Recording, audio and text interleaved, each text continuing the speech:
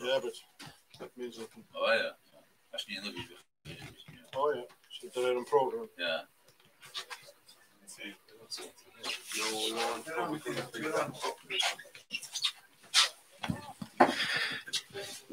Seachard agus fáilteómh go forc chaide galar sinmh de canis chréibh hínsir chaide céirí hir gan dát é seo orthe agus é tucha amach sé an eiscin son a polo cuoin hála gan seo agus míle buchas sa son. Si galar san cheo san bháistíítágin an so tróna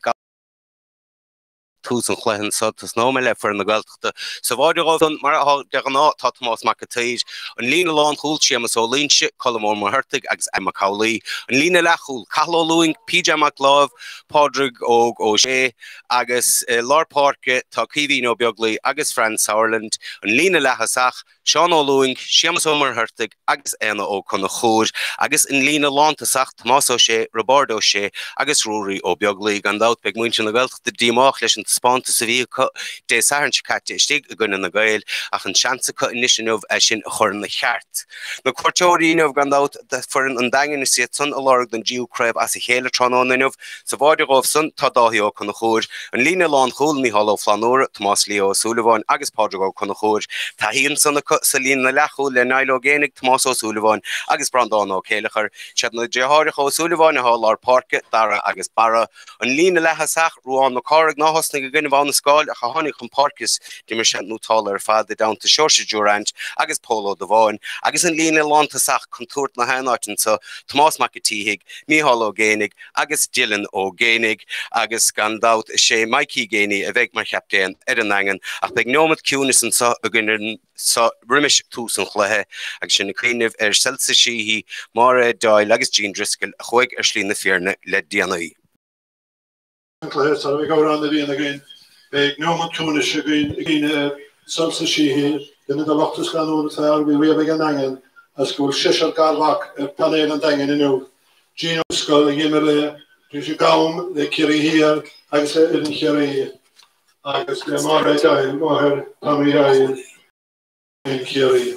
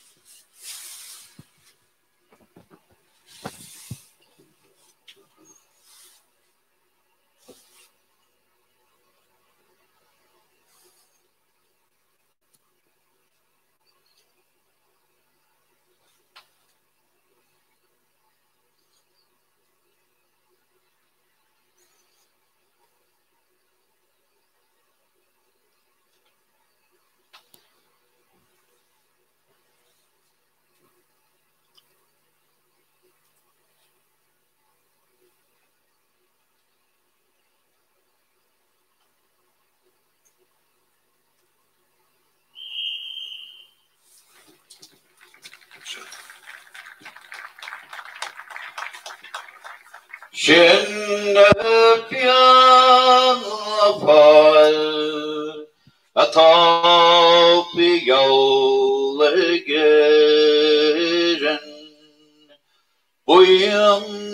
Buyandar slua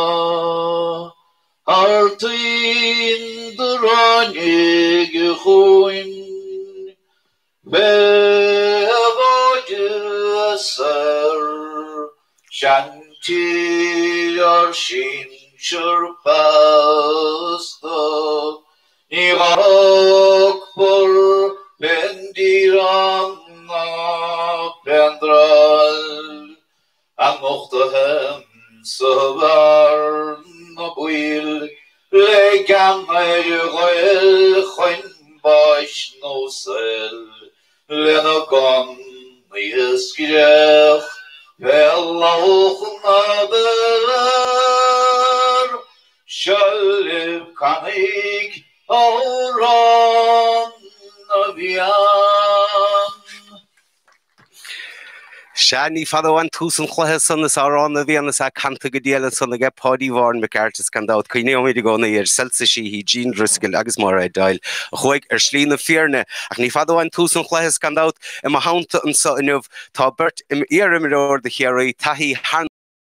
Chovefa Sule Rodiara Wohanov spread agus Cree Galidi Shistachsa Dangan Task going for an Chincher for an Laudering and Angan ach and sawing other as Hafa Shantortov.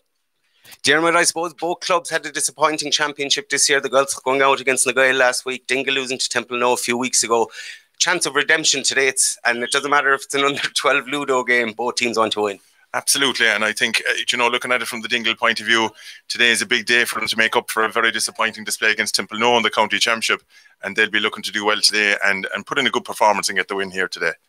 Chas Kimi de Sung Sheen Dirich, a couple of Aharoon, Garu Von Dentigan Nangan, Miholo Flanora Villa Tosno, Selina Lawnhul, Nisha Shoot the Tosno, Colleen Omer, Hertig Tatstachs, Kimi de Sun, George Durant, Mehamakalor Park at Dunangan, down to PJ McLavis and Dungal, Tagus Rabo She, a V Anim Huntosno, and Son Ishtig Alontasach. She Brown Don Brosnan, Oglam Fleshka, Hava in the Fadoga, Hung Hudson, Katistach, I guess Sheen Dirich, Hung Hudson again, Nangan, the $100 and Unsi, passes on the Macho Father, Leruan Macar. Gan out ní hosna sé siúd gona bhna scáil an tatan se caite ar caiiciso hin tosnathe initiative agus sé siamas ó linse a íochant le siúd cíimi de san an kick tablína den angan sin tóca tappa chuach léite go maithe san gan linse chuir sin déanta go maithe gan gáiltecht na cníalach an nútáil ar fad chun caide an son níl mór an gáid an son gáil san inmh an rud is anmh is úntaach agus cabhró sé sin leis an gluthe sa cahaló lúngan is bhid cúgar a ránsan an go seanadóir in an Colm Vegas Omer Hertig go Robardo Shane is agus siú de tamont chun cín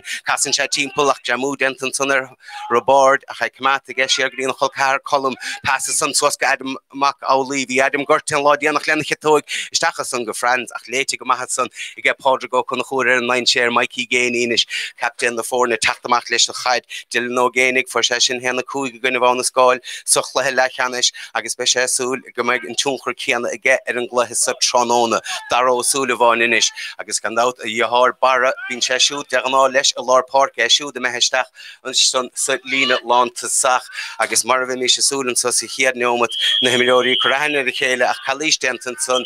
an Erenly Road in Numaka Kosh came na Toka agus Deshel saw gang out on Hudson the Horstach and no kun hor far hagimert no taller fad govelar no hore Polo de Warner all eshu the dul share Akimi de son and right over the dulchen kainte lesh more tabline now there would fact feke hege Chaseléir is goil Seán O'Luan go heistach Selina Lantasach an gáilteach ní hosna seanteach chatte gon na gail be géana I ddíraigh sinna chaáil leisteach agus sin éireacht an sco ó éana I sin seolta Harris a trasnán and that's a great score there Dermot by the Gaeltacht. Great score from me and a great work rate out around the middle of the field to catch Dara for overcarrying. Clearly the Gaeltacht are up for it, you can see it here early on and a good start for them, they'll be delighted with that. Ja, beshet sásta leis sin agus a gáilteach ní hasíháin ceanta chailúnt mar hamar hála bhfuil chuir sé sína leis an gcéad don cailteóir an sainmh déanta go maithe san na lár park agus anna chublinn carta san Robardo sé san na réiteóir rá go nethóg sé numachta asa líród agus sé chiic an angan sin tóca go tappaige san I g Mikey Gain stachad san go Ruán Macáraigh agus anna chublinn de héna sa líonseach glúas a chluthe ach déanta go maithe san go Ruán Macáraigh bhfuil deis scóráil an sagin sin crutha ige annach it spása san go Ruán Macáraigh Pointe an fragra vi tastáid ón angan é don sin scór an sco ó Ruán. Ja, na cnéalacha slónastach an bóta son sémas ó línte go cumad súlar agus slónig séach annach críocha ge Ruán agus annach a daintéir an son ag an angan ar a hen an chaid chun cín. Sné go díireach inis agus cíimi de so I miróí tarcair I chéile ach níl an camerabal sin ach sin annach bháil son a lár park an son ige Seán O'Luan rágur a mark leit again ní réitín an réiteóir leis ach mar sin héin an gáilteach de teáchan cín Franz Sauerland in is dear Rory ó beaglaí a gaimsú ach déanta go maithe san siar Rory agus stoilm go bé Tomás Leo or Tomás O'Sullivan a markáil Rory and that'll have a big influence in the game Dermot that battle between Rory and Tomás. It will, it's a sign where Rory is going though I think that Dingle have to put Tom Sullivan back out of centre back to mark him it just goes to show the improvements he's made in his game but it'll be a key part for Dingle today for Tom to keep Rory quiet and even to drive on a little bit himself if he can but that's a good start for Tom there. Ja, beg tam sauce leis is gan out ine for den downboard if fichent en gluthe sa nu tas gon could go son winter hardov Springfield Maston fichent de gluthe cadella queen get Medellin Colombia Nile Morrison fichent in so also un gomunship tan was a ladna especially an the battle and so chino mat no marsin mehe agus na forne score Ruan McCorrig anach don guide feke Ruan Gedisa I say gimmert no taller fad real vantage gimmert again right to agus pass the sun shaka bara o Sullivan agus Gedisa yaro or Ruan McCorrig gimmert no taller fad dain share in the hen or gain chancheit. Ja nach ein Cherks nur han séach gan an Skalin Cherak ach an son kimi Neil Kivino Biogli ha sé siú de far Barry Dan o Sullivan an sonne steig agus dinne machgur teampechten counts an volse a chosner vi sé mach schier an gaidach de simply gemacht an sonne genengen. Agus sin fochten sonne get Mas Marketíig mar sin ráscore gan engen pointe warning gang altocht agus an counter noch sonne tacht an ser kick son Thomas Marketíig Kalish mar do an gent an son stig bara o Sullivan Thomas Marketíig in is kick amach garage agus sin bolte hofadele Adam Macaulay gan dat vi gortu karas de Adam an tachten hat no for na gail an counter saring altocht sin bolte so sin is ge an o kon chor be gan a queen ver score so dan galtocht agus chawles agus chun talún an son das hen beidir se tarcha chun talún ní réití no réitorlin agus tá leis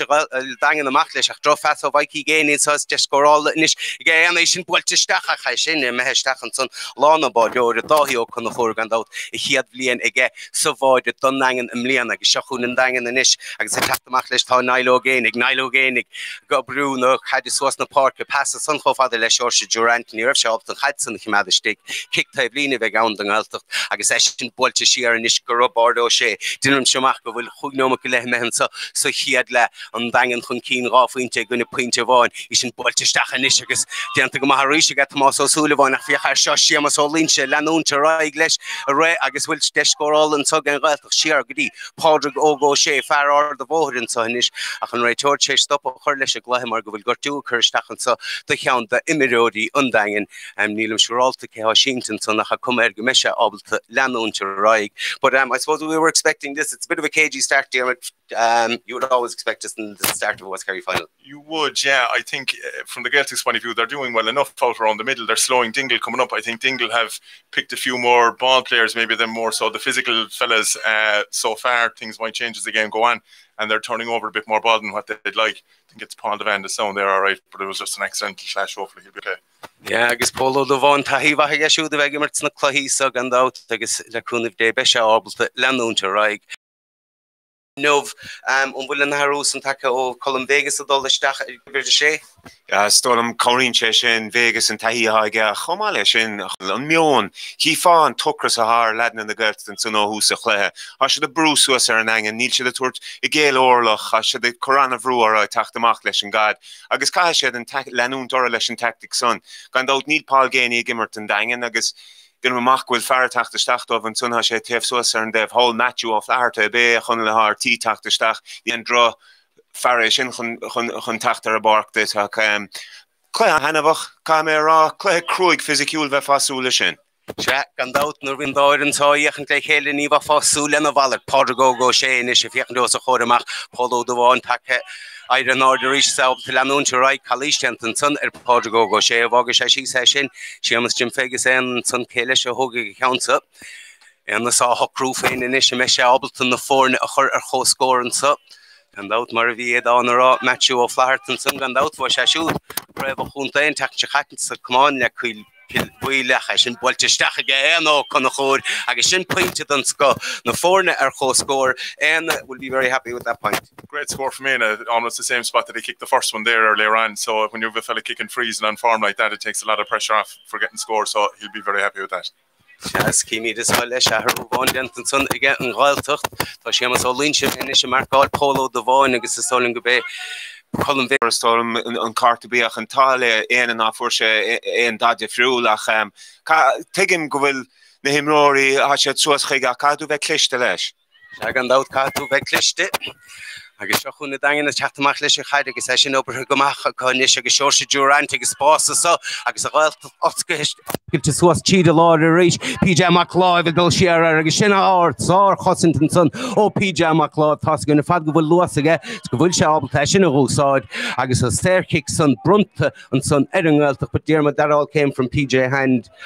tracking back and winning the ball off George Durant. Great work from PJ, but you can see the girls that are pressing very high up the field, and when they get turnovers, it's great. But when Dingle get in behind them, they have a free run then at the full forward line inside. So it's important for the girls that they keep turning over Dingle. Yeah, Haidenishin the hell of again, Mikey Gainey, Keg will live at a Cardia, got half a getting round. It's a much people are along the park, Shagam, or Ruan McCorriganish, go Polo Duvon, got two across the couple of Nomatohin, I can come here, go job to Lamun to Rigas, in Schulte Stachenson, at Jantigamaga, Kivino, Bjoglinson, or Barrow Sullivan, and out, or that Nigas and Himiri, sorry, Kalis, and Nutala Kivini, Gishkint, and Asher Fortna had the chest drop or two, and no Conahorinish, Cartaboy knocked the head the shoot. I had Chow Leshagoni, Podrigo Conahora, Yakan Leshut. Passes out Shapel Queen of Boyd and South Angalta, Kalamar Havalton son a stick, again Dahi, oh, Conachur, Mardi and Dang and the Nearton son, oh Tomas O'Shea, a Glen Hush, Kamachamacha, Haggis Murphy, you were a goalkeeper for Dingle and Kerry, you would have been proud of that save. Great save by David at a crucial time in the game, but definitely Ian is doing a lot of damage for the Gaeltacht when he gets on the ball. He's taking on his man 1-on-1, but a great save by David. Tomas a bit unlucky, but a great save.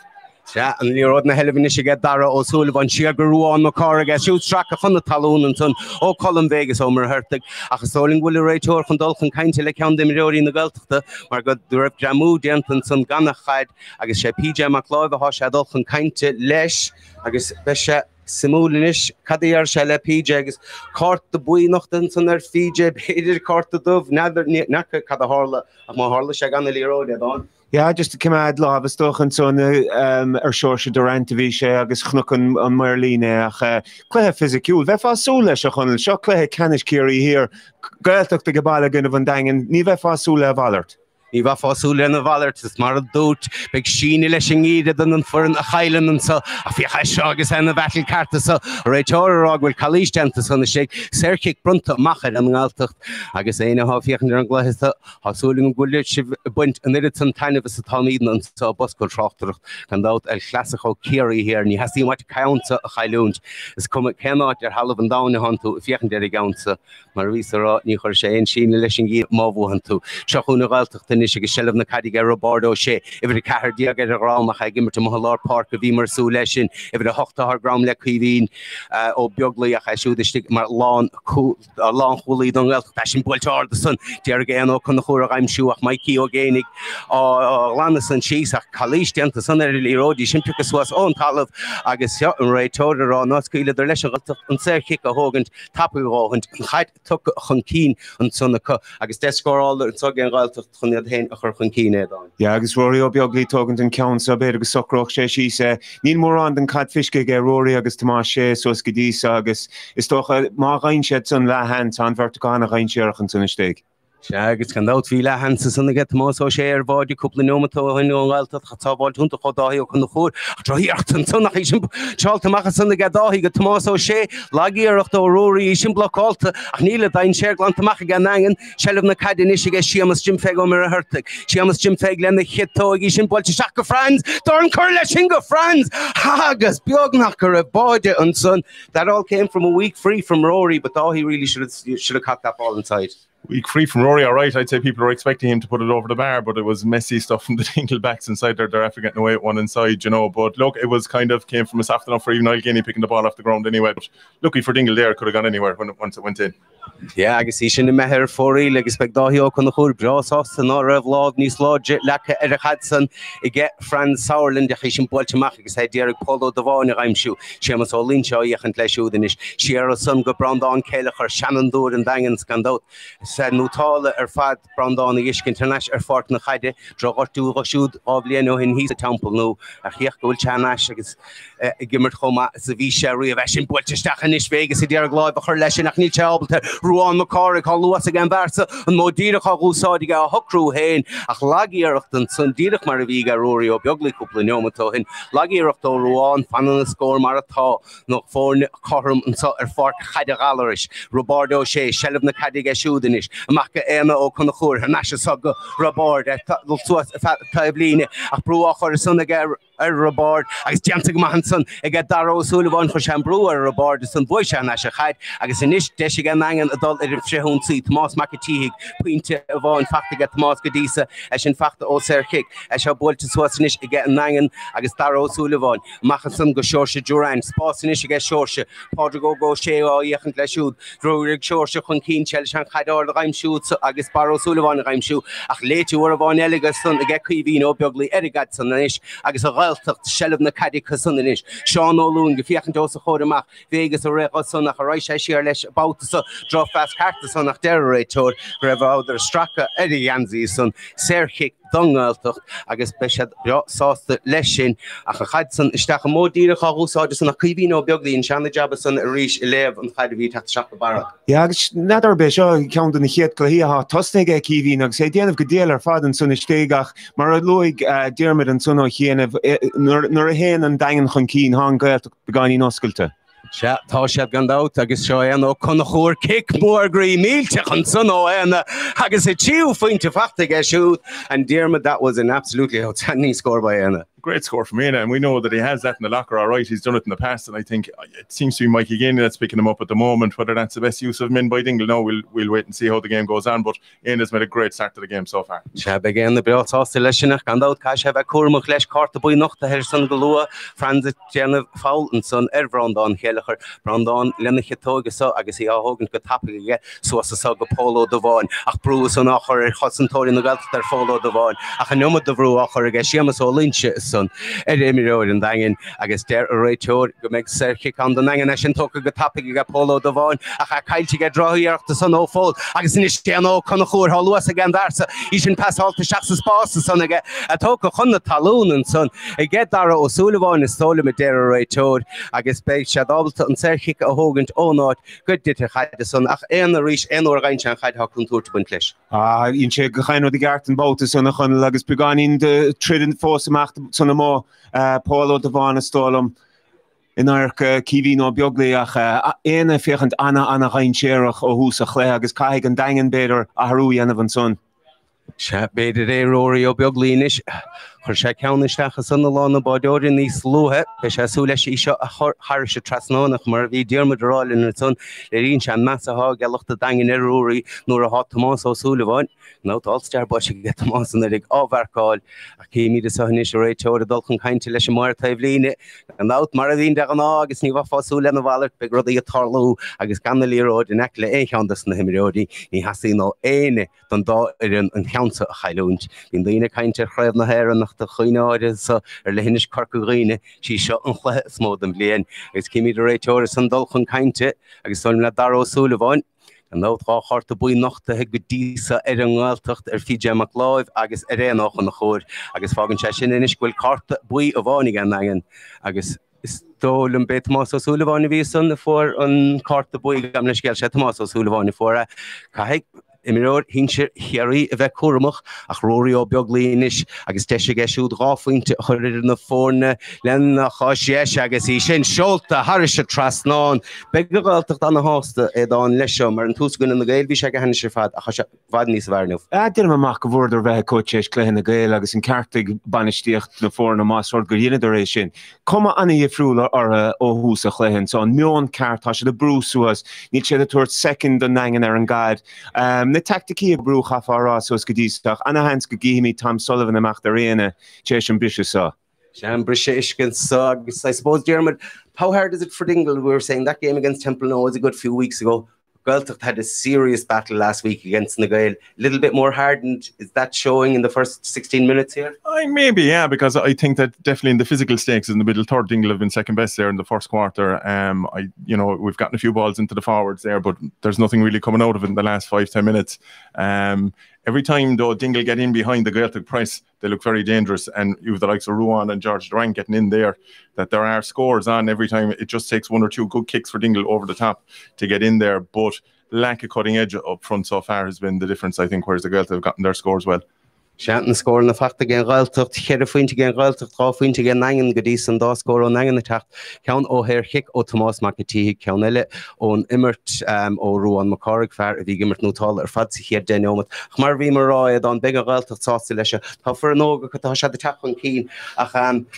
Hamid Ross and that Hamilgood for no Katu Radi Marsha Wharton. Katu, a Hana tactiki Gamalesh, Kivi no Biogli Tachtach and Sunashe, Kamad Barry Dan and a Hune, Stolum, Colum Vegas, Maralua, she gimmer to give her a shea, Extur and a himmer, Kamad Sula, Ruddy and Sun here, August Timpelar, Hortan, Ezekiel, Sunnig and Ertak, August and Buntash, call a Hedy, Friends of Mohone, August PJ McLav, August Gandalt Rabo, Shea, Shemasumar Hertig, Fair Moor, Aladra, August and Sun Ena, Hashe Faka, Sais, Hashe the Turpagani, Sirsha. Selina Laha Sachags Hashe Crohu Anachid Fibna than Langen.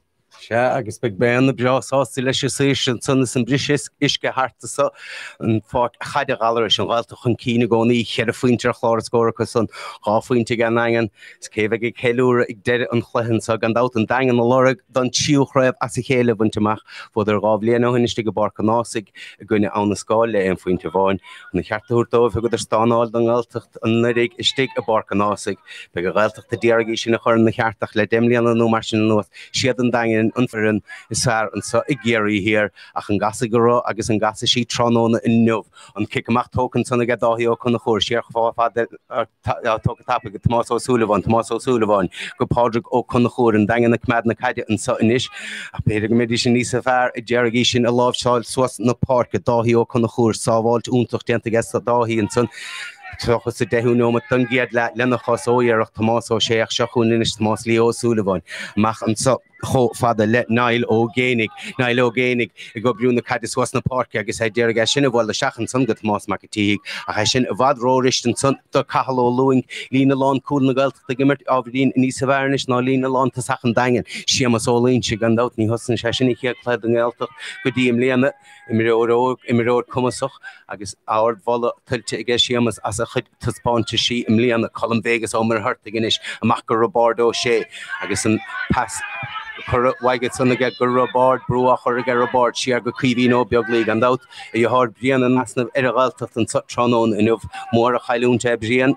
so again novel in gortu a carasco roll agus gimi fortna cadi galua a Portugal go shanish sheer and so of the kiwi no bioglig and then down echer ergaltacht shit on the talk and keen and so in schmachol galnom no marshing me hesi hiad la shin talent and so la hammer a ergaltacht kmadna cadis gan then down and echer na hene la sheer den guide and so don nangen agus geen fog gemacht dauer en alter nie sin wene and sai so had iskent ach it's enough ni kind at the sponsors weg locht land no botori a kind go mo had on flesa eno kon chorinish kadian na shashu lesh khad bru a choren and son get colino mer hurt the hon shashu the stachanot ni hollow flanora a sin short the chasen son go Robardo shet Thomas McAtee go yachn leshu passes so fan the tabline go shima so lin shinish agus PJ Claude my hin PJ and son go PJ per tour team player Fiji gente go maga hasshi von hasshi ele passes son a Derek shima so lin I'm shoe and son ach gente go maga dar O'Sullivan Shelley Nash and son again nangen ach Aberdeen lab godis no mat no marchen mehe and son on British iske on galta trinkin go ni here fuinte gunne ga fuinte gaselere son ed an gole dangen sauce na hene ich match here and son gan out bi mir go ni kind ter rein so an allers ni wegen to ge rein khahinu No, ni le rein so dangen the corona het brewer a henige tacht amach gestol am kikemach Garrett Neil go brewdov agus sos gedisa han gert de gimmert for vor e la hangen agus Martian is farleshing out de Neil and Erickson brewer sna cool has sos gedisa gededig Faulsen denter farlar forke und dangen Daro Sullivan Shelley na cadinish ige shorse Durant ag some modira hausa ige shorse chore van elle tá Lina Lawn chulen galtach tá sé de glanna soas an son agus gentig manson ige Adam McLaughlin sin cadinish bochige Adam ige Cahill agus ige Colin Vegas passes hunga nach leite ma het de bas a choreitoder on son other an Kalisha vi own Colino mer hurtiger lesh an more tablin and son Billy O'Shea gan úsáideach an don Ellen Skimirish Colin Vegas adolchan kainte leis réitor fer glam flesken so Kan out hart the boy noch the Eringalach go dísa County PJ McLeod County gan ó chun chóir fágin iscuilinn Geo Count Factica agus hesin Factica chun omar a hartig an sé TikTok go tapig sanna get Darrow Sullivan a so will catch again right toward it's mas gortu a win leis counter hatu ve cormach Dylan no gainig Neelan Tunker Kian there in the semi-final Dermot I suppose Dylan at this stage is nearly 1-3 or 1-4 scored not getting it as easy today. No, it doesn't have the room inside there and different kettle of fish. You can see it there from Niall Gainey and George, the two balls they put in there, way more pressure on the kicks coming in than what Onascal had been doing the semi-final, but interesting to see Barry Sullivan out around the middle of the field. I think he'll be much more effective there if he stays out there. We'll see how that pans out. Barra took a Macalar Park. Knock a Tahiga shoe the gimmert and son, Besha down to your hard Dara. Kick Tavlina Dungelt, that Hokason, Robordo, Shaggy Lord and Gadfeki get Robord, Sherga Captain the Fornet, Tomas Macatij, and Pass Law of the Factor Nashiga, Colin Vegas, Omer Hertiginish, who saw the Modi, the Hashin, Bueltamaga, Hofadele, PJ McLaw of Cartabuiga, PJ Gadisa, Robordo Shanish, Sher Hofadanson, Les Sean Olu, and Podrigo, Shays, Jola Shoot, Monchonkina, who's hiding Chamodi, the Hanish, Rashishin, Stachro, Adanson, I guess later, and son to get Moss Leo O'Sullivan, Ershin, I guess a Mark Light to get Factor. Agus Shachuna dangan inish $10 frehunsi Berger and Hudson love Charlie Stach nís atá púla the Kamal Chelliver guy team player on the park a bigger galta sástíisina Yishkin George Durant inish can out Kimmersha couple of blian and son he's lebal and colleague Han Shahanash and son and Eric Dunangan in the old talk to Dover on the word in Ishkan Nilo again, Kadian Nile Modi, the Hagusar, the Shaggy shoot, and Ishka Tomas Makatig, Shin supposed to be dear the Kinder, Shira Sunga Ruan, Makara, Shin Buelcha Shakia Ruan, Harish Trasnon, great score by Dingle. Great score, and that's why Niall Gainey is on the team. He gave a brilliant ball into Tomas Sheehy. That's the main reason he's playing in the half back line for his delivery, and Tomas gave off a great ball to Ruan, who's 2 great scores kicked. And Barnell fluid in the fortunes are for Kaderalerish. Sheriffin to get for Nagalt, the chief wing to get Nangan. Chenchat Father Leshigikamacha, have what to get Faradang in its son, Darrow Sullivan, Glen Sherry Market, Skilling Shan Hides, the Sachat, Cobrandon or Kaleher, is a Lebrandon, Hudson, her shots on Lenny Current Shashir and son, Ishin, good Dylan Gainey, Agassimer Dira Rawson, Edon, Dylan Gainey, Bishak Gadisa, Action Score Mahasan, score topic. Adam Median of Gamaherach, Nuraganche, and Spas and Echer and Crinnis Ariasog, Agassi Hitog, Agus Glorim Nori Fos let Torchistach and Nangan Kaig, on Galton Bruch Madarha. Ní le out fao san na fórnar choscóirí sin builteach Robordo sé deargaí sin a gháil an sonnach deanta go maihan son agus an brise glantas was an sonna get Darragh O'Sullivan in iscodí ní a hár Barra O'Sullivan an dagan ríis tá sé feinach lenach a dimmertí sin builte suasa son agus buile a gháil an fachtan son I get Barra O'Sullivan ó cíhí nó beaglaíach rialahantá immert ige an réiteóir agus deise ige nangan ar scóir eile be sé a cíine bhar an samartá na miróiríiste ach mar a há dianta gommion minic ige Tomas McIntyre. What a brilliant save there by Tomas. Brilliant save from Tomas. A great move by Dingle again. Dara did very well out there. Played it through for Niall, who slipped Dylan through, and I thought he was going to burst the net with that one. But a brilliant save by Tomas, but still a point for Dingle. But a goal then could have been crucial. Yeah, Díra chuirmis le hama bha seanna hochta chur fad a deanta go maihan sanna get Tomas McIntyre agus éana bhíon fiachantir Tomas ag imir sa an gálaras le sé sin feice go mion minic chun dagan na mecha chun cín chifuinte tapig fachta go son in ní ag chéile selle bheith ag amach fachta chun is ag Polo do bháin ach dear a réiteoir gohfuil fáil denta sanna ag Polo do bháin ní an tín pól leis ach ní gága an tú leis a réiteoir mar má héidir sé siúdan a dóg sin an cinenne déirnach ser chicht an gáiltaí sin builte séar an is go cuihín ó beaglaí is go Podrigo go sé Podrig am móil isteach is go éana ó chuna chóir Podrigo chuna chóir á dheachan den son le éana chalís déanta an sanna déir a réiteoir agus é sin déanta éana agus ser chic a bheith gáin in is ag Jim semach bhfuil éana I ddíú an sa éireacht a thuairt fe na polaí Chifuinte go dtí sa fachta éana sin builte árda bhfuil sí sin crí dóla mé sin ar fóríl tí scór tapagus an ag chéile fachta gan nangan níl chun cíine na séad. Yeah, an gan éon scór fachta an brise hógamar an son don isceach Níl Tomás ó sé agus ruirí a fáil éon cadna le dar a bhsteachúhan son agus cai sé éad súda thuairt isteach san immer pegáí. Ja, maar we gaan chance again altijd in kansen of wachten bigger oulige anaf. Ga je niet again Nilo again. Ik zie mas Jim Fig. Oh, je gaat lesje Podrigo kon horen. Ik zie de captain naar voren. Mike Mihalo génig sin bolte stachsan ge go George Durant Janta ma san gan galtacht sellem na kaide fachta kailte agus ha bote na gan nangen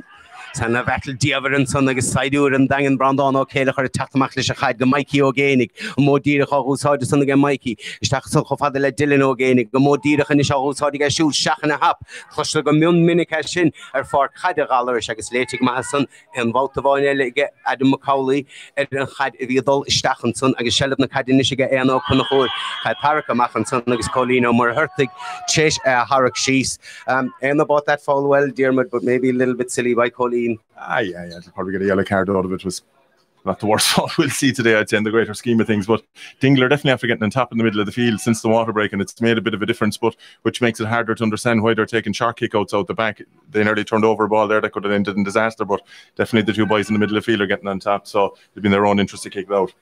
Yeah, Carter boy nach the son. Cholín over hurtig gan tá sé sin tosna náit Míhall Flanúra bhí anmine chun tosnú a sin bolte sos na parkin son agus a hapa bochn tar na héine bouta a sin son ag lán cholíon dagen Tomás Leo Sullivan chaid fachta nasid son ag Polo de bháin sin bolte nis go nail génig golóir an gad feici gan nail go dísa sa chiad legus ha fachta nasid son ag nail agus bás na parkin isige suas go Ruan McCorrick deanta go maige cai Colin Vegas mar hurtig a bheith cuaach gan dát sé kick ar cartabú nach der shoot ser kickbrun ter an angen toke ga tappe gestakket Tomás ma tíhig lagíocht an son ó Hamas a caiigegalt de bheith cuaach Colin Vegas a bheith cuaach charta buí so luas a hiad le Fran Sauerland in is a half tamil fada ó fuór a ghilteach den scór omnis isce ní len scór fachta Chief Pointe Gadisa fachtige éna Pointe ó Rory agus a módíre chusáte agus spoil si á seachnis Rory ó beaglí dearige sin a gáil Bertúr timppla sin tócha chuna talún sé chic buite ge Rory hí sé rá édáin gahad an chaid san hút seach go Rory go bhfuil bain séir san agus í sé léir leis a chaid seach. Ja, sér chic bógastol am hénig ní raibh mór an ach tóca mí de stocha ach níl éon caidna le darfa amach de steach godí Rory an caid san fiúáin bhí sé ard ach da bhéta dí sé a thuirta steach san immert beganí níos mó stólam mar ein tím le Diarmid han dagen glan nuachtar timppla lá a chuirt ó an briséisce. Se, hí ná brisin sa chiad le Rory ó beaglí Pointe Gadisa fachtige ó héir chic ba fásúil le imimeóir atá cumasach agus chopointála le Rory go seola sé seo thar se trasnáin ach gan dáta le canis ní le chiiciasca ann agus sin builte geile na choise agus sin builte thar se trasnáin agus fágann sé sin go bhfuil na fórne chorm an chuig fointe an taobh beidir nachfuil go leor scór na ágáte gus na fórne Bhí seráilta go me sem chublint as so go dead an chluis gan dát má chiaachnaí na fórna chom sé an teascú nómad beg an breise an so agan fá chaidir galir agus gan dát má bhín sead chom sé an an breise be cinna éirice gan agus ní chainasú lei sin a cha sin builteachchan san nach a réiteórráhfuil Seamus Jim Fig Teiste cheann Brandán ó chéile tar chuna talún agus inis socha go bheith Seamus Jim Fig a raigisteach I leabhar nó réiteóras gan dát. Sin an carú carta buí I gceangalteacht a sin nachta hin san ige Brendan Brosnan fearglán fliisce ar Seamus Jim Fig agus Mikey géanaí rééis sin si réise nó tógfar an kickamach a ríis Dá hí ó chun chóir céátácht sa bheith an sábháiltaíonn sé sin luas a chéad le ach dead fála go rá meallar an sábháiltúnta íon Tomás Macatír sa bháide dénach No, ní bha fáú le mar an bádíí an sa nómh ach beag bádi cinúnach rafa gomach réinlí sin builteach is go lá na parke mar bhí Diarmid rá an dagan na glanna suas ar fada san lá na park a réitóir rá gus seach ar láib le PJ McLeod an son agus séirchiic bruntaige ar an gáilta chuhí ó beaglíine agus hedul chasna godína a Rory a brisin na caidir síoscha héna seachan sunga éna cadíanana sé se chaid mar se chasna na park a ráis sénis fiochan dós a chóirach a déireg passí hólisteach agus sin seoltaisteach aige déireg Tomás ó sé a raimsú ach léite go maihan san Tomás Tomás ó sé an son ige Tomás Leo Sullivan ag siad a dagan inis a teachtamach leis an chaid Colín mar hurta gach brú a chur an son ige Pádraig ó sé a Cholín agus an séirchiic brunta an son ige ngáilta gimmartábhí níos a bhar inis é ná mar bhí dír tééis brise. Ja na chríocha ach is tócha just na kicna níle puintála so go dí a ceannar strain san ó éine nóir bhí sé déireg fearistí a chaimsúach deis an sa géis chun rodí a chur na cheart. Ja, ná bhreáile se gáiltecht an puinte sa a gáid díreach rimis le hama agus sin inis deis ige na chiefinte go dísa fachta gach níl cum na maithe sin níl an brapáin ordathe, and I'd say, Diarmuid, we're really approaching half time now. Teams even, both teams will be happy. Difficult to pick a winner. Reasonably happy, yeah. You can definitely see it though. I think the Gaeltacht are on top physically in the middle third. They've turned over Dingle numerous times coming up the field there in the ball, and Dingle have a few options on the bench that they might be looking to in the second half to get a bit more physical out there. Shani Lendoutach will tahi Ermin Shilehedi, Billy Connor, Mikey Boyle, Matthew O'Flaherty, Son again Nangan, Achasoch Mega Galt of the Road, Kianami Aller, Kirono, Kilo, and Giscarod Macatage, as Moran El Akimi de Sahinish, Droville Bolchestach and Son, Ershano Luing, Skimi Denish Nil Himirori, Yada Karahan in Isavada Hele. Come Hain at Vol Visafiach and Cheese, Erin Chor, so Naka Gadira, Kada Harlan, so. Kimi de son. Seamus Jim Fego mar hurtig and out noch cart the boy shoe the son nach Sean Olung na de gedier had the harles in the vacation don. Ja, nog Ruan McCarrig vi Karistoche Shaskada the Horfire agus vi sé over Sean vi macht the John Kadig land Ruan lesh agus is doch a skirse stachon agus bulle croig ach ni dolum go raven sinicúlach don chun cheart hort the Ruan ach chance gi sé cart the boy. Ja, agus cart the boy noch the son Ruan I gimmer komad den lang in the sassicheer leis Sean Olung and out near show the gimmer to tachte agus daine rá beidir nar líne lehasach na Gaeltacht the rova and tachte chatte mar ha dearmar rá physicúlach tucha cogdí an glehan so ach kini de Sean Olung kommer in scale gemesha ob to lanún to raige son. They're the type of, I suppose, physical hits you'd expect from a Gaeltacht Dingle West Kerry final, Diarmuid. You'd be disappointed if you didn't see it. No, the ball is there to be won, and two fellas going for it. Might be 60-40 or 40-60, but look, bodies are being put in the line, and it's great to see it. It adds an enjoyment to the game. Yeah, Kiad Fongiad, Anton Leshamet, and the Diarmuid Serkik on Gaeltacht Finish na Forna Corum, Jim Shamak will Hoog Numa to Umbre Shimmer and Sussie Head Lashing Bolstach, Joe France Howland, Dishon Bolta Shisa France, Caddy and the Shelish, for Shabody, couple of Shakno and Murikar Saivin, Achan Bob, son Titchon Talon, Love, Luck, son Ege France Howland, Ershin, I guess Shane and action there noch and so. Dun giadla na Forna Corum gomahansa, they shall rise on to sauce deliciously at all, and Gator Gomahom Breshan to Hagen Mark Kirknich at Corum, it did it on Darala, Achdirk Marha and so inish, and score Igala Hammer, Fern Haden Ralta, Hoog Fointe, Fern Caddy and Dangan, Hoog Fointe, Bemidna, Hernash, Gugarit, Lesh and Darala. Hartjan kom ik in de Gaeltacht de bewaling naar lesgiel of walish en Lochlan en tussen nach wil een klaar scoren gobel. Ach kleedje en ik wie ze gobel lauw de grimmische match. Ach ze nemen de Harleen des Noordisa. Dus meer we kommes boord hier in Komore hier voor een jubilee voor koop nog in. Er waren COVID en idee. Ach die gaan voor de zin de die KB dan willen in Nederland gekoik, voor koik bien heen. Door de wegen daarin, de hele hocht, geen andere schaal, de hele schee. Eigenlijk speciaal in een dingen, maar dan een COVID, dat zullen kunnen medische lagen zijn ook. Zo waren we die met Omrogo, Lina Lango, Jerry Ruin, Jim Kelleher, eigenlijk snel Omrogo,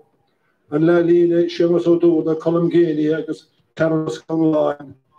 De Lara God, die Jack Philip, Thomas, en kapitein.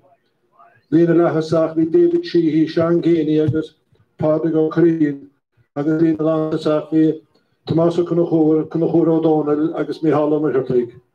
Agus na honna de wie Paul Genie, Johnny Fitzmaris, Ron Fitz, Brian Cotton, Tammy Griffin, Liam Higgins, Rory Brosnan, Darrow O'Shea, agus David Scanlon. Agus erin on the sky, wie Paul Mahertig Savaile, Lina Langhood, Kenny Driscoll, Pat Flahav, agus Johnny Driscoll, Laline, Joe McCormack, Vincent Knightley, agus Paul Driscoll, Lara Hood, with Pat McKenna, agus Bingo Driscoll. So tussen hun son wie Tim Farley, Mac Minehin, agus Niall Sheehy, agus Lina Lantasach, Kenny Driscoll, Gina Farrell and Captain, agus Wishy Lynch. Agus na holiday heavy, Cormac Kennedy, Johnny Ash, Brendan Farley, Emmett Kennedy, Dermot Foley, Sean Fox Farrell, Martin Knightley, Garrett Williams, agus Christy Slattery. So bin ik na vorne en nedig aan de koeig, agus aan moeiges dat Paddy Fado met haar teek, agus Brendan Farley en een tolles in het vaardoen.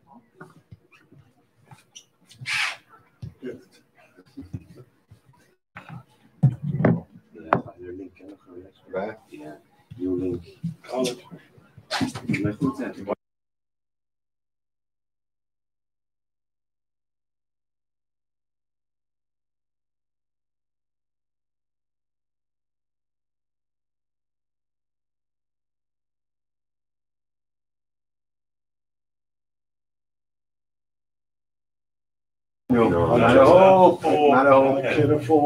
Voor jouw kaart te winnen, dat goed. Wat is nog één? Maar in één you're done. Vegas, solid to go. Oh, Jesus Christ. That free up there. Yeah, but like the referee laid down the lot and he started giving yellow cards early on for kind of watering up stuff. It was a few soft things. Vegas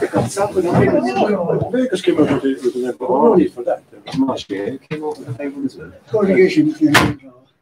I don't receive. Came at home.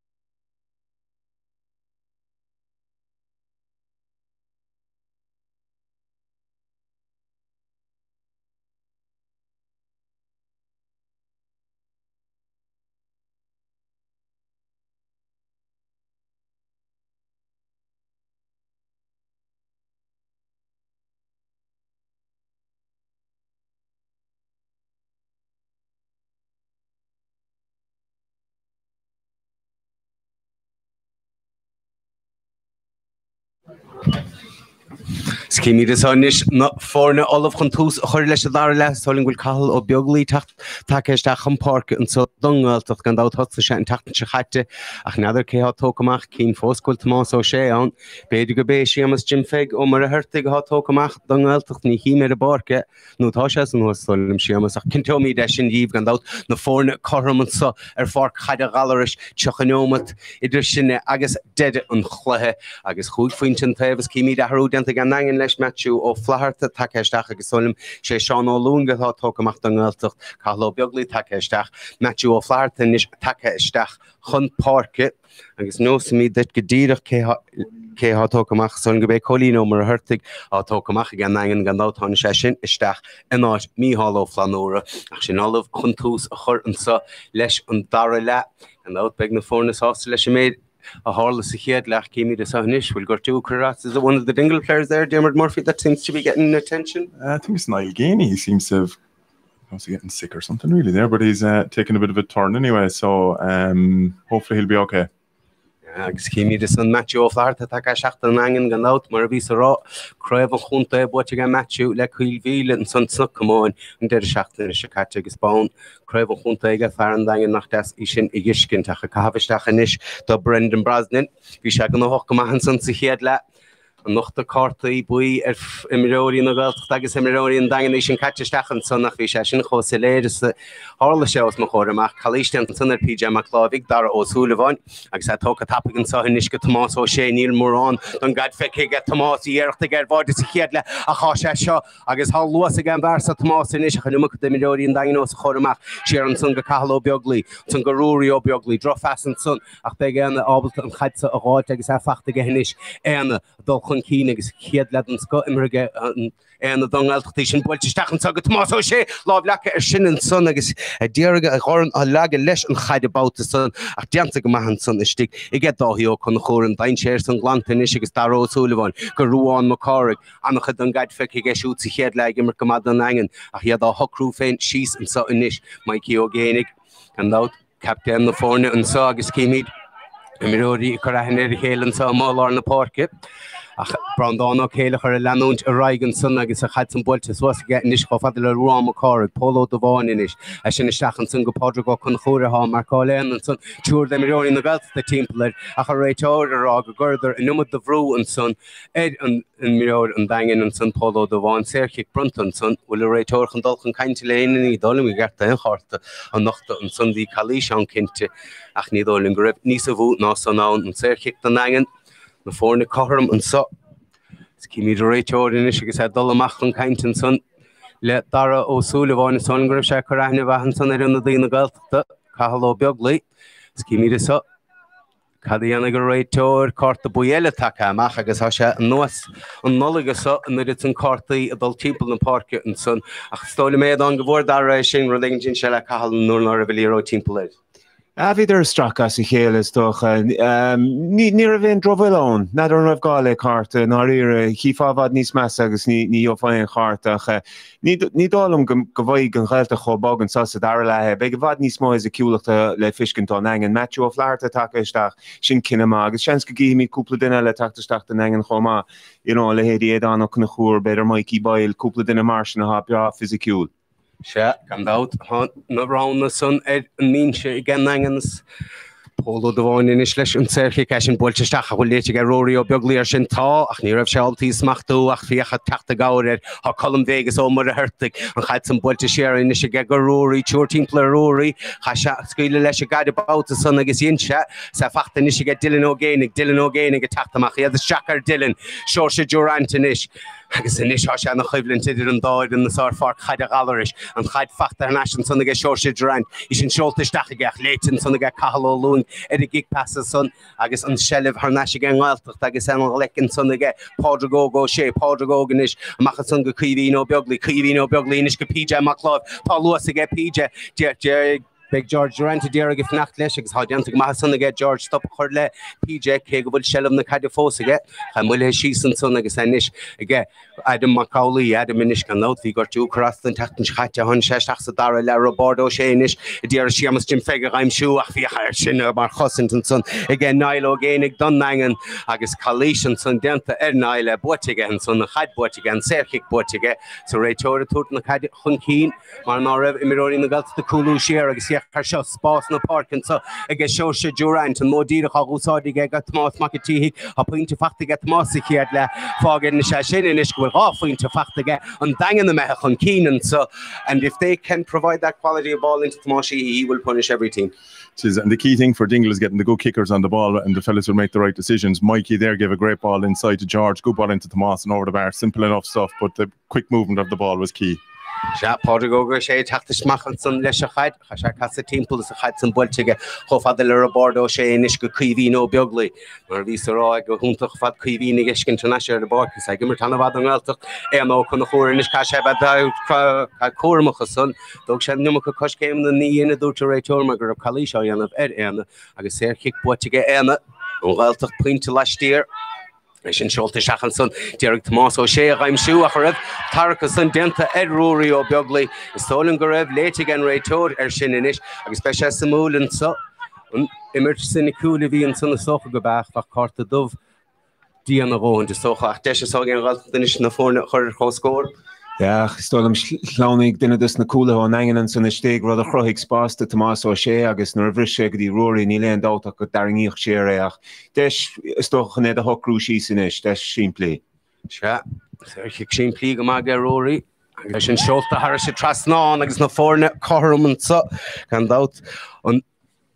Shervísta chuir fáil ag tigtarne an chuoinechan san ag geanrá Polo Queen míid fuir bhachas gan dat ní féidir an slua scuile stechan sa de bhar na sríanta táin agus is mór a chailúnt an slua an sa trónón inniuh mar gan dat nuair bhín se an chun sead leis an ócáide so is cí míad an bhfuil ógí ó sé takeistechan san don gáilteach de bud teocha ácha hafa geisiúd ní gimar sé chopla nómat an deidir seachtain sicate a méid chin túnis a céá me haach. Agus is tónin go bíonna i háir Tomás O'Shea beidir bhfuil gortú chumat Tomás. Más cinnar fad cécho más féidir le Tomás a bheits beidir ná raibh se harmol a berta trónón inniuh. So dagan inis i gar a gón rá ná ráidir optan Serkick san a thógan dró hapa go chatócan isige Matthew O'Flaherty agus seach na hap agus bhí sé sin daintéireach mar dáach sé sin fechtan sanna ge Dylan O'Génig, bhí sé stig ar bháide bhí spásaige a kickta blina buige Dylan na sun don dagan agus seolda sé bheith seo teasan na parke agus sin builteistecha san nach deanta go maithaige Portugal sé brú á chur an sunnaige ar Matthew O'Flaherty ach bhí spásaige Matthew san dain sé a gcónaí ann Gneog an dagan báide ach na fórna cothir mar atá kick amachchan is a hógann te captain na fórna Tomás Macatí.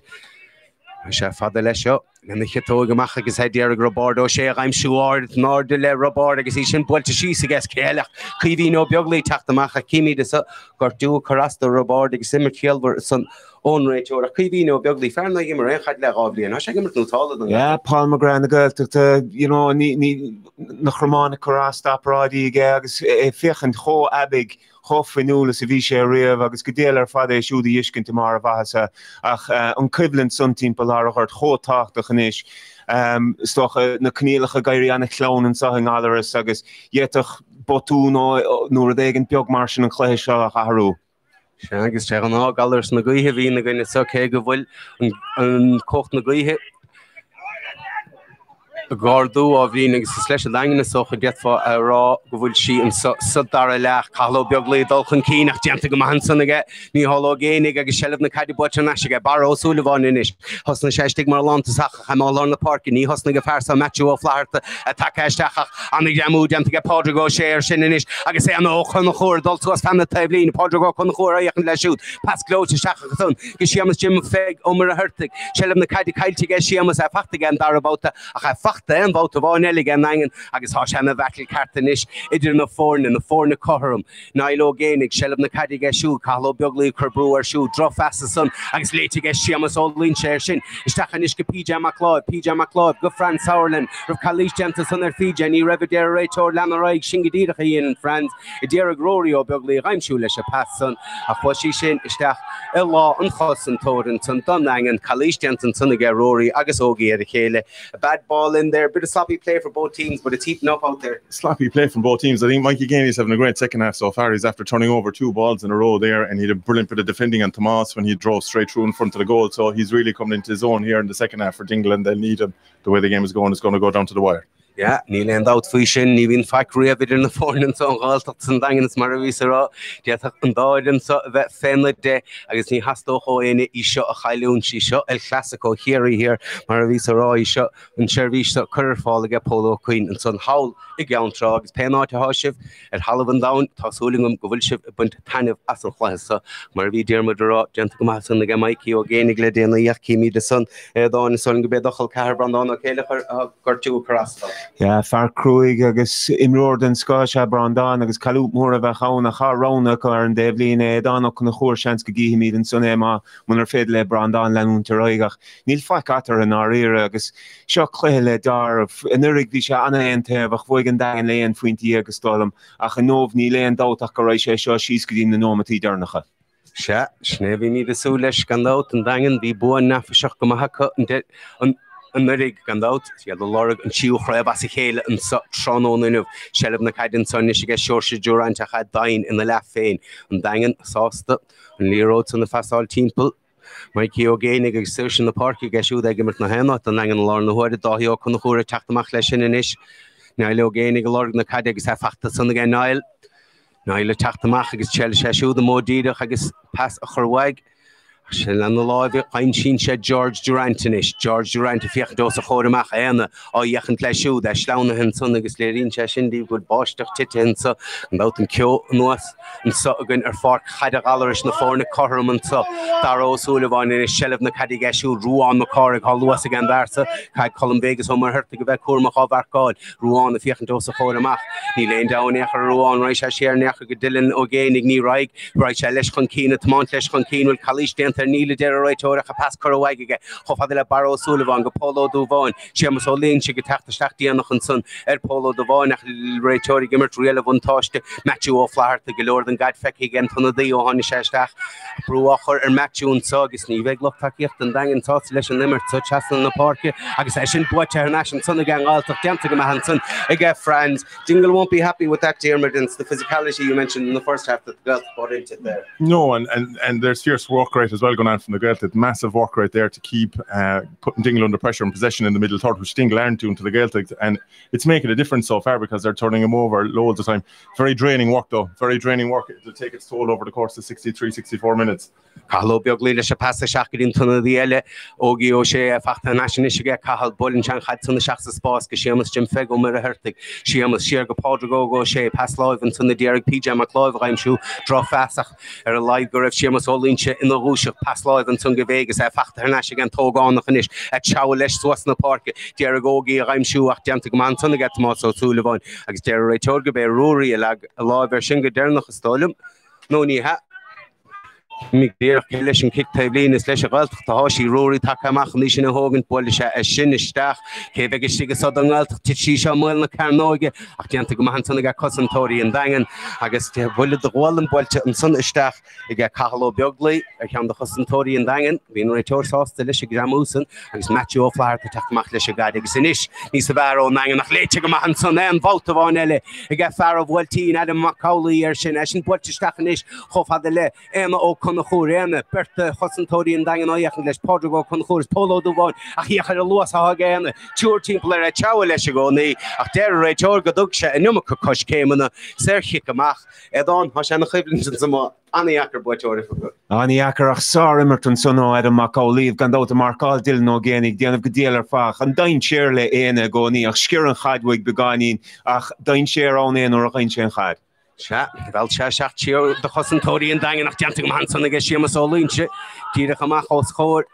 George Durant agus a chaidan is ge an bhilteach siamas Jim Feg ar nasca Pádraig go sé cadí anna Pádraig leis right at chastan na park Jer go bordo sé I'm shoe pas das an go borgo Colin Vegas homer hurtig with descore all and tug cuiví no bugly ní le fachta ar nasca ge cuiví na sin pre shachan tug ógi catóga hage ógi ach fi cahar the chosantóri and dangan timple son gan ein spas in echar timple ar ógi shelb na kaide kaite ógi that was great defending there by Dingle. Good defending by Dingle. Like I thought he's in around the danger man. The Gaelta might have had a chance to take the point earlier on in the move, but they tried to work it in and try to get the goal, but it was well defended inside. Chat and scoring is Sheffield and Tav. No fórna choir masog an facatara ní bheith misúla na bhallart Dail génig der shelf hátar chaide sanna chafachtaige Barrow Sullivan Adam McCauley áiachan leisiú ag sa Gobru na caide suas na parkinis Barrow Sullivan fósadal Adam McCauley shaka ag siúd serchic an angin discór all an so inis dómh son agus cíimi de so inis cé gomachchan ní seo hógan Tomás McAteehig bín sé seo pointála de an an cetógi get Tomás agus me sé Ableton dangan na chorchan cín. Réitóra dulchan cainte le Adam McAuley agus sin carta buile nachta again réitór. Spuchas mór le díana nach bhfuil carta dub nachta hege go dtí samar ní dólim Gwyl bunna bor leis an carta son ní higan mór an de lucht lenta an CLG an réal an écharach seo chun Tomás McAteehig agus ha cuman na mahasa Eddie Gownson Dingle le head Ruá McCorrig siar an son inis go dara ó Sullivan dara Florig Dylan O'Gainig agus ag I'm siú Dylan O'Gainig agus lemna chetóig sin candas na pointí sar á feic an tran an inú sin scored an scoin chiú fuinto Dylan agus Níl an Ertson caid fachtige caid na maha fachtige chearta marach nuair a chain sé le roiir ca sé chócrín agus an chá choisiige gan dát rud a choirín an a bhórach an dagan inis a socrú síos a chléhesa.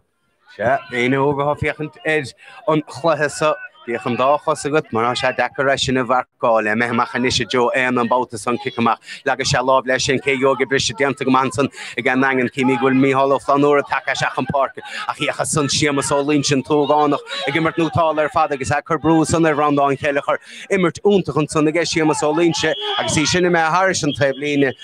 agus cíimi de san miróí chorahanne a chélan sa inis. Fáníh fásúla an a bhhailirtan sa that was great play there by Seamus Lynch. For a young fella, he's playing really, really well in his first West Kerry Championship final. Yeah, very good there. Managed to get a turnover off of that ball there, put Brandon under severe pressure. He was trying to get out of it, but he couldn't, and he kicked it out over the line for a finish. But good contest, good physicality shown there by both teams. Tahí bhagan a sinnig iscin nóí na fórna lena chéile a réitóra metheach an cainte leis an muir taobhlín agus clí go bhfuil se túteach cháirtaí ní chorach sé éonúntas ar nágurach se an cháirta eile mar sinna hosna sé sa chluthe agus há sé dulchan cíine is gus dulchan cainte le Franz about the Franz Sauerland I mé ó lár fórce na Gaeltachta Seamus ó línse leis agus míhall flanúireacht amach chiaal leis sólim go leanóch se leis an immert scuile leis dulchan cían sa it's part the boy and son agus Berticus Solum Brandon Kellecher agus Stolum Mihall Flanura take an parke a chan dangan chun cían an sa hoch pointe son sé pointe son agus lenomí de raig leis an Merton agus é an ó chun chóirinis be sé asú le spontas mór ó in the room so go dead an chluthe Colin Vegas ó mar hurtta go fiochan dos a chóramach Franz Sauerland in is tmáin chun cín caiise a cuamach gan the numad cos céimena I hógant rud náonn sé siar an isce siamas ó línse chum a héanaar a bhfuil manna hóca gan tá spontas atá gé deanta gan línseach ach lá bhí gé tanad an na hoscaide le cúnmh déanaí teagart é sin seoltaisteachchan san a deanta go mahan san na get más Leo ó Súlaháin ra sí sin amach agus kick that had the cool mother a big on done Gaeltach score it has all the Gaeltach they on half into last year yeah half into an Derrig agus an Carter father got an son all or Seamus all in to gimmer could deal or father and come and skill go will a fort and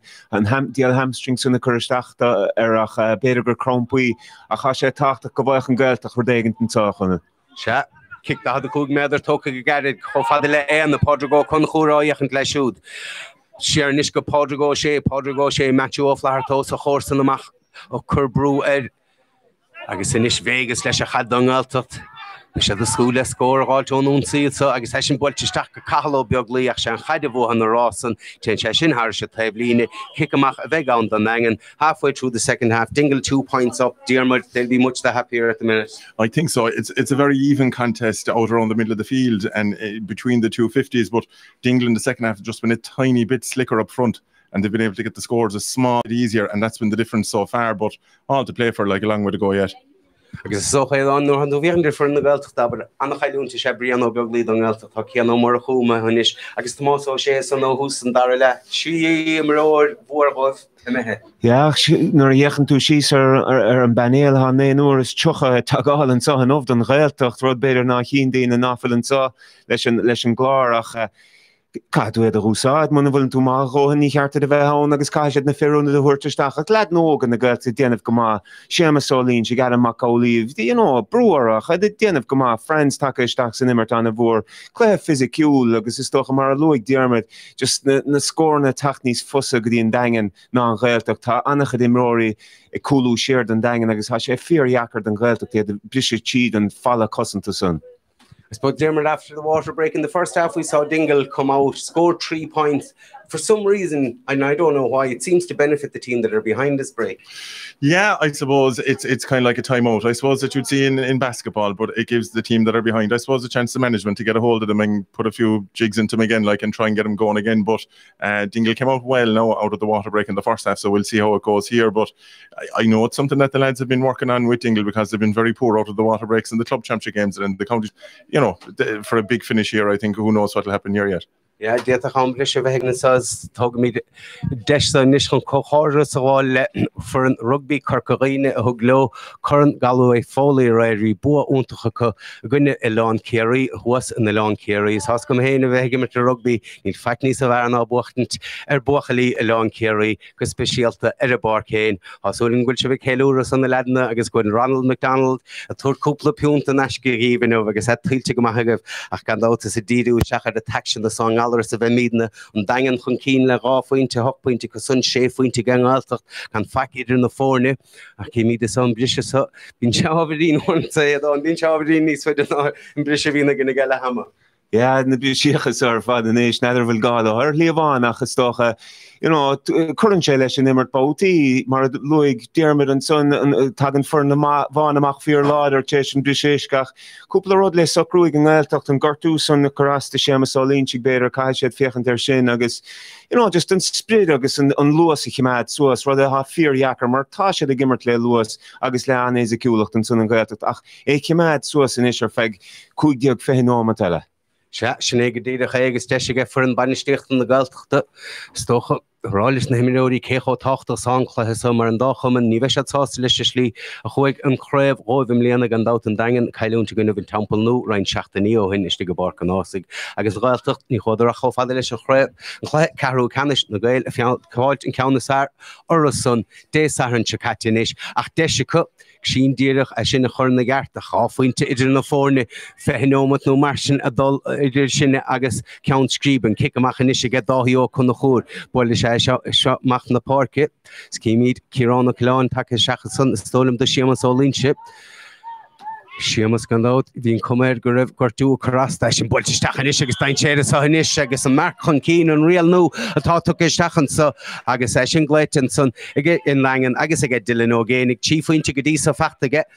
Súlagat go gurch sé seo a Harris an trasnán agus an barn san na bhéadúach go chieffuinte agus sin go dtíad a chaádianta ge Dylan agus é an tascóir na tasáilte go tappaig. Ach féchan spás bhíoh sa chóir amach agus annach chaidisteach ó Brandán ó céalthar Popio Kilan níos take mé go lá a chuirt PJ McLeod mé sirs na cúla agus séamasálínsigh mehamach. Shell ige amach bote san ge Robardo sé an Gaeltacht mar tóca go tappaige ge go Colin Vegas ó mar hurta Cíhín beaglí segimart nótáil ar fad ha sin díachrátigum chaid caiiltige cha fachtar neisige PJ McLeod denta go hat sanna ge tíide túúr de chosantóí an dagen chohaige anis sin chaid suasin son go Colin Vegas ó mar hurta an pass Schulta chuige ó Padraig ógó sé Colin Vegas ó mar hurtaige son Calís dentan son a deir réitóra dul chun caiintin san nach ní don go nacht sé charta son mar ní rah an chalís ról go son ach de se so an galtucht tá scór tááil wa sé a dagen hachan cían sa na buintear chlár an scór go son sé fointe ge an Galtocht Colin Vegas Omer Herta give it a cheer around son sin bolte machanis cho fada le Podrigo sé bol na cad machanson spasan so get Kirano Colon agus gleit to get Eden guide a fact to get Kirano Colon and ton of the honig Shachanson PJ McClub bin cheshu the goni queen of Virgin Irvin Chago Bruno Park had just so as Jescoral and son get Kirano Colon we were just saying it there Dermot the Galtocht needed a score and it's just come there from Kieran Poppy. Great score from Kieran, yeah, he got on the ball there and played a very good one too, made a half yard of space and they worked it very well and he finished it, a good score. Yeah, half inches in the 4 and so ish. Agus Kalo a vegan sway and so get dead and flag and out Marvi Marama Kiachlin chat Corum, big Umbrisha and so again. Agus baited Marvin chat Corum and the X and the gay Comotus kicking it Pino again. Dan Giadori a Hannah Cleveland and George Durantis Roberto Shea Bochigang Altinish a cough pointed in the 4 Nano Conachur Chowlesh and the kind of a fointation Butchsta as in Dine Chair of Hachshin or Fodorachton Son again Modor Dohio Conachur when the ball comes in at you like that as a keeper dear they're hard to keep out. Oh, great take from David because in a wet day as well that ball bounced right in front of him. He came in very low and he took it very, very well and cleared the lines as well. Very good play. Na buinte gan angen seach pointe gang altocht tá hiú chun chóiris dénta go maithe gas a bháide go dísa sa dagan sábháilte úntacha gas a chéad le ó Tomás ó sé agus bhach báide cnú nach daon cheandas nó fórne an sunní leon dát faoi sin nach beidir ná bhacha an báide inéachragan tá hiú chun chóiris an dagan i ddíar an táma bheilt gan éon dánéachar ars cnéamh gomach iad sun chun cían sa na buinte ar chláir scóir go sun seach pointe gang altocht tá hiú chun chóir gan éon brúneachar a chuir ar gáhí Agus sin a bhd roiescan son don nangan Podrigo chun chóir teachmach leis a gaiide chofhad an sa inis le nailo génig brúachar ar nailan son Except boilte swas na parkin son go baró súlaháin a heime seach mar lánta sacchaí bhín ó beaglaí an chublinte ar merticach deanta níos bharga bar an bauta si ar a sunga Tomás ó Súlaháin na chow leis swas na parke. Dermot, you were saying that he might have been a bit of a lost to Dingle marking Rory, but that's what Tom brings to the game, isn't it? Yeah, he seems to be playing in the half forward line in the second half there. We're just noticing it, which is a funny one, but that was a great score there. Niall Gainey is having a fine year for Dingle today. He's coming up the field with the ball time and time again, and he's given a great delivery up the field, a great ball in for Barry there, who left it off for Tom. And Tom took the score very well, which was needed for Dingle after the Gaeltacht scored down the other side.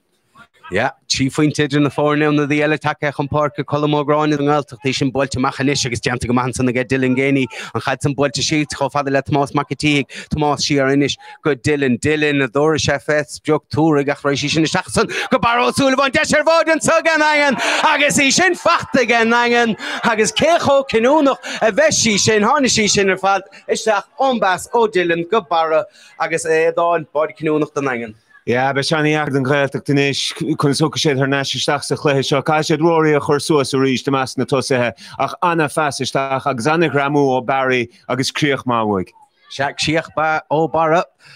agus gan dát ní leon taí geisiúd róhhar a bheith immer sigmar lánta sacha a dagan go mór an uachtar an saharíis agus Barrow Sullivan sin éon tíú chaid níag chéile á seolta seach go bara agus boite a bara.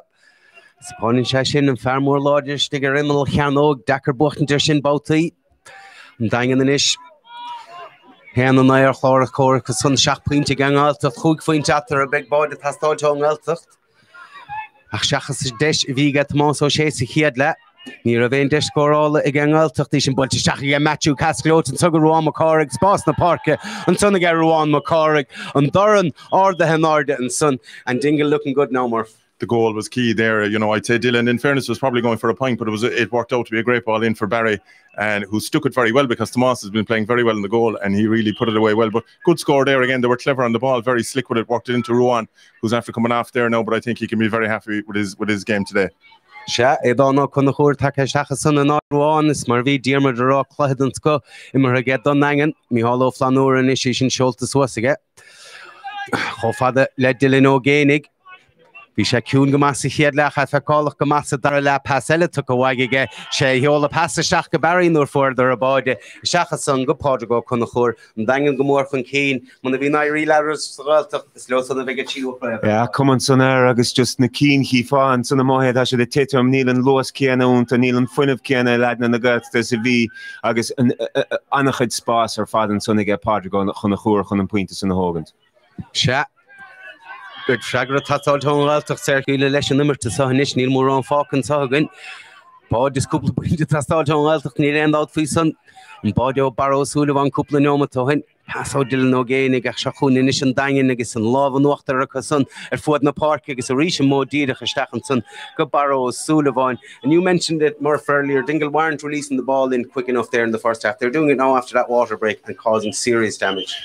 It's been the game plan all year for Dingle. We saw ourselves in the semi-final against Donegal just to get that ball in early to the full forward line. I think the slight bit of a breeze has been a help in the second half. We saw a ball from Brownland Keller into Dylan there earlier on, that definitely the breeze was a help. And I just think they've stuck to the game plan well, Dingle here, you know, and they've just been that bit slicker up front. You're looking at the Gaeltacht forwards, and if you're getting out of it, really, the rest of the lads aren't having great games today. So I think it's just been that extra bit of quality up front that's made the difference so far. I guess in Kickamach, but to Sunnigan and nach der right Orgalag, Daro Sullivan, Law very hard to see at a dollar of Roberto Shane, is there again, I'm sure, Gentigma, Sunnigan and Hudson Himad, Pass Live and Sun Gapodrigo Shea. Ní húra go buachlí na Gaeltacht suas, ní lend out faoi san nesin isteachanish go Rory. Ach Rory a sin bert timpla Rory a cha go briú na caid isteachan son ach anuma go brú a chur Rory der right toad. Agus an Serchi Gaelt an son an solin go beta get Tomás O'Sullivan. Serchi gan dan Gaeltacht.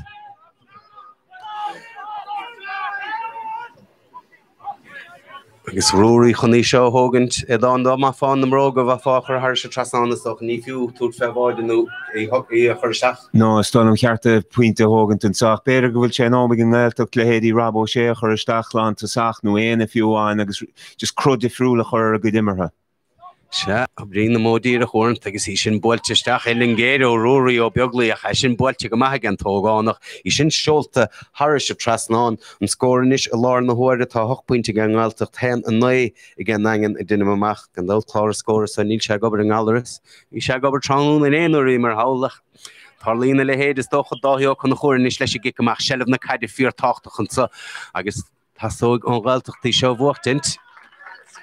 I mi this up Mikey Boyle better gravon ar daine náhas na sesiúd agus sé col cahir édáin is up brandán na céile chorá hógan teach tá hí han na bart aige édáin ar sin Skimi de score gan leis scéal agus score mi cheart san náid naig an Gaeltacht ten dói ag an angin sin boilte fadan san nach léite uair a bhain eile ar gasan ag cuihín ó beaglaí deanta go maithe cuihín seasan inis agus a Gaeltacht dul ar an nónsaí sin boilte suas níos chofada le Colm O'Grán a tháinig chun Parkin san cúpla nómatí ó hin ne ana ó chun chóirnis teabhar leis cadí anna gana leis seol se an chad san isteach ach sin caid neafaiseach gomach mar bhí dána rá san Cartí an Gaeltacht san Roberto sé chuir isteach a cíimi de sa níos legad ar lábhir sin ar dalh stóla méáin. Raibh sé stig sa chearnóg nóir leg sé lábhar stóilm há sé brunna séirchic cúigvéidir díagus steach a stólam Nadar meolar an Guinnesson ach beir go gaise tuairtfuoin máid an sa. Se, gan dát. An chlogad beidir an Gaeltacht fuair sé puinte ó chéana bhín Rory. Henna dóiag sin chuig fuinte díag 9 buinte sin 10 buinte is gan Gaeltacht chuig fuinte atara. Scíní de sáis cai go Gaeltacht sellh a bhuachtain tar seo. Agus í chur isteach Roberto me heisteach an son go lár Lánta sachnú tuc seamachcha sochad an gicamach beidir Mikey ó Boylan tunna dé ón angan a cumad súil ar siúd. Cáraigh dáhí leis a gicamach sa ráid sé fad an báta bhil seamach go dín glíháin leis an gicamach cialbar an son go dara ó Sullivan an marc fachtaige agus a tóca go tapaige agus mar bhí diarmar ará seo fear anna feh cálachan sa an angan trónón na nub nailo génig ach teanta go man sanna ag Ciarán ó Ciláin an chiad báteach ní leon dát go darigh sé George Durant síos a lár na huaire agus cíimi de sa níos gamna scéal ví mí cheartta san náid an naithá an Gaeltacht ten dóiag i gcén angan sé faointe idir na fórne cuman na maithasa ar an angan an son trónón na nuamh gandát sé tunna há. A mór an chréibh sa le gáblíon an nuas an tíú chréibh sa chéile an cumir go muthe sé leis sin nó an bhfuil ID Lazarus an lán de buachlí na Gaeltacht a cahaló beaglaí han sé seachan san i g le hama tá luas go cahal ní leon dát faoi san tá Ró Sullivan échant leisú ten sé séarnis go Colm Vegas ó mar a hurtig Pádraig go séine sé teabhar leis Matthew á échant leisú chalís deanta ar Pádraig ach leanaráige déir réitóir déanana méid déir Pádraig is tin se go díireach san inis macha Adam McLeod agus bhfuil sé déir go pasan hil seacha Robert ó sé agus bhfuil Robert déir go Mark chun cín a gáardach nadar an raibh a chaid builte Onát ceart ógén catóga ógé ach ní húsáin sem bát sa siarga na crohús bás cha í sin builteisteach a tianta go an bhálta bháin eile dáí ó chun na chóran son